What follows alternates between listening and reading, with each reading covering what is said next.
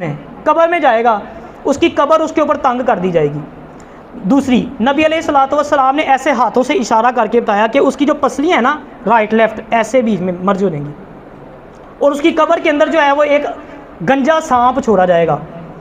उसकी आंखें जो हैं वो आग की होंगी और उसका जो नाखून होंगे वो लोहे के होंगे।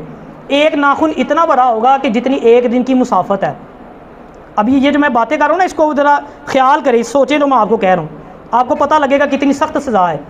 एक दिन की मुसाफत जितना लंबा उसका एक नाखून होगा, और जब एक हाथ मारेगा ना बेनमाजी को, वो 70 हाथ नीचे धंस देगा।